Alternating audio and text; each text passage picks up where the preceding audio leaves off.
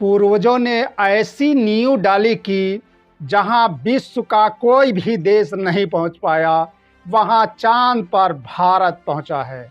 इस उपलब्धि के लिए इसरो और पूरी वैज्ञानिक टीम को भारत का हर दिल हार्दिक शुभकामनाएं और बधाई दे रहा है। यह सब पढ़ लिख कर वैज्ञानिक बने हैं, मंदिर की पूजा करके नहीं। मंदिर आस्था का विषय हो सकता है, लेकिन देश डॉक्टर, इंजीनियर, प्रोफेसर और कर्मचारियों से बढ़ता है। अब देश की जनता को तय करना है कि मंदिर चाहिए या फिर अपने बच्चों को डॉक्टर, इंजीनियर, प्रोफेसर बनाना चाहिए।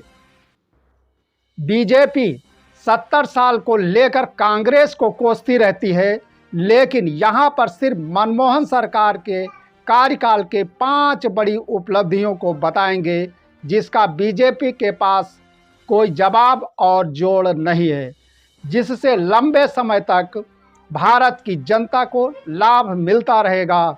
नंबर 1, राइट टू फूड, भोजन का अधिकार।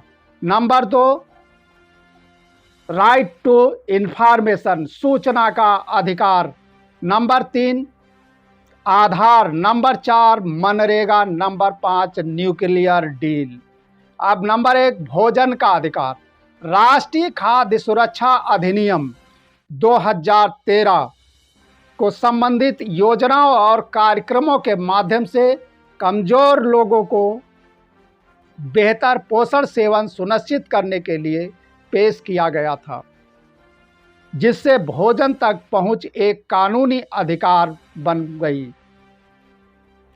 देश के प्रत्येक नागरिक को भोजन उपलब्ध कराने के लिए कई योजनाएं शुरू की गई।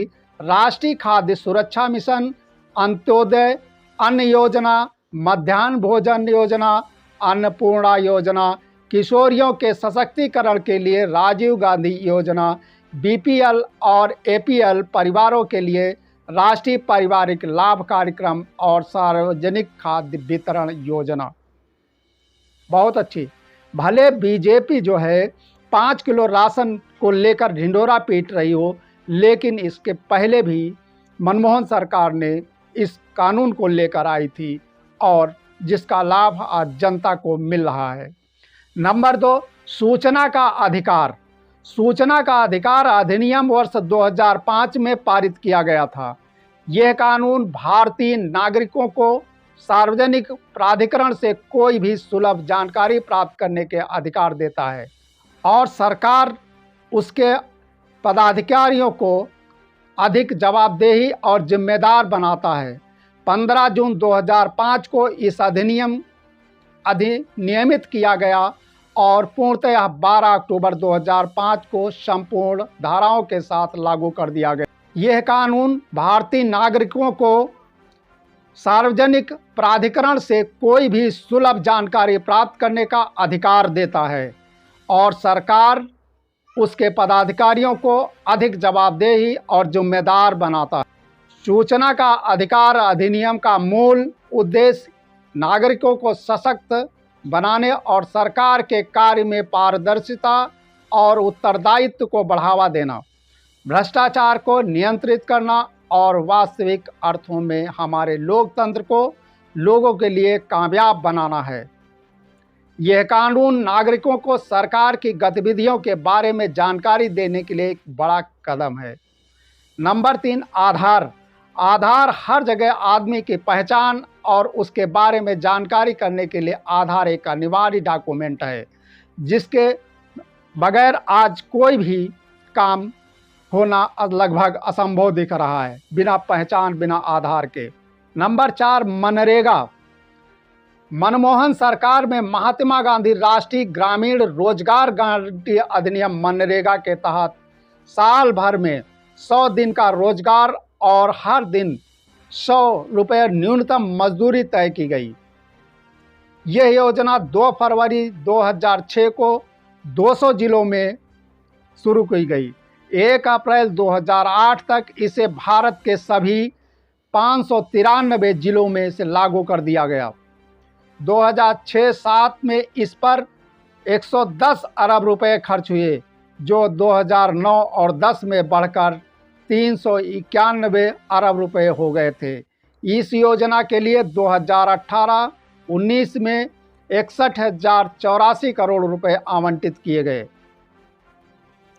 Number 5, nuclear deal.